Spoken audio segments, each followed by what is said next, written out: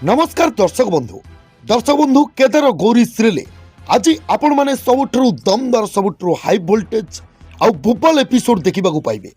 प्रकृत में दर्शक बंधु यही होली रे आज गोटे भयंकर पर्दाफाश होगा जाउची। कारण से लिप्सा जो सब कारण दर्शई जो सब नाटक करी से घर को एंट्री करिछि गौरी जीवन को बर्बाद करदेवाई से लिसा मने मने बहुत चालाक देखौछि। किंतु दर्शक बंधु ना से लिसा पादे पादे गले आज गौरी ता पछरे 10 पाद जाउछंती। हाँ दर्शक बंधु प्रकृत में दर्शक बंधु लिसा तो से घर को एंट्री करिवो।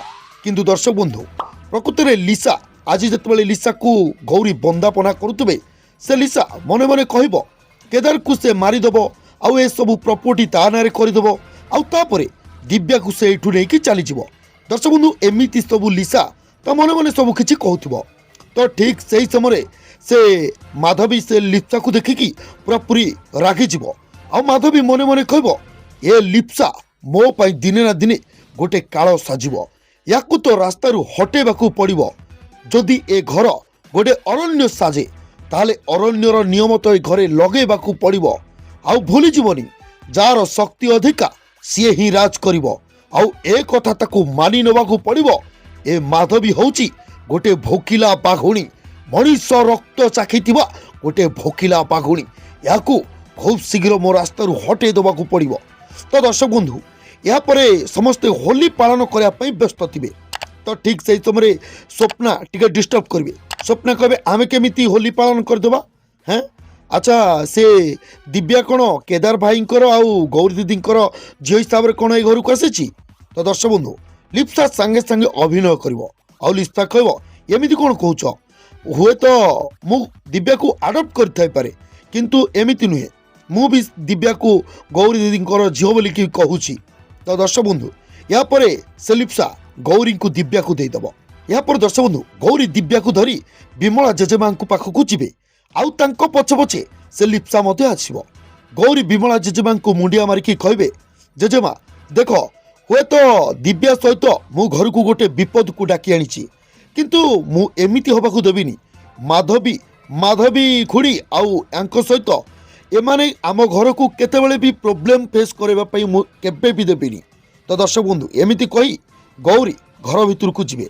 या पर दर्शक बंधु समस्ते होली सेलिब्रेशन करबा पई थिबे किंतु ठीक सही समय गौरी नाराज थिबे गौरी रागी की थिबे आउ सेटा को पीयूष थिबे। पीयूष गौरी को होली सेलिब्रेशन करबा पई कहिबे। या पर गौरी रागी की पीयूष को मना करिवे।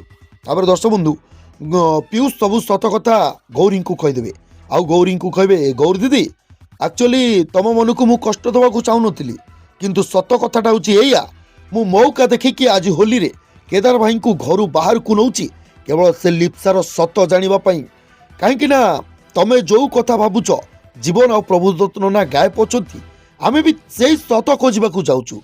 प्रकृत में से दुईज गले कुआड़े आउ सबुठ मेन कथा हूँ ए लिप्सा सतरे कौन दिव्या को आडप्ट कर नहीं ना यहाँ तार गोटे चक्रांत।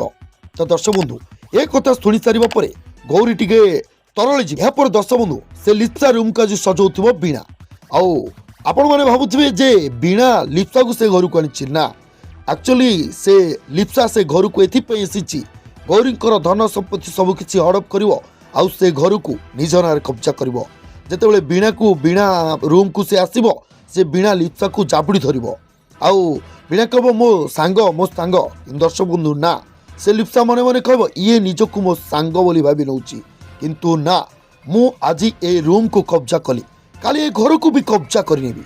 तेबे दर्शक बंधु ए लिप्सा जो स्वप्न देखि के घर को आसीची कोन ता को स्वप्न तार सब किछि विफल करि परिबे गौरी। दर्शक बंधु मतामत कमेंट बॉक्स रे कमेंट करी हमको निहाती जणांतु।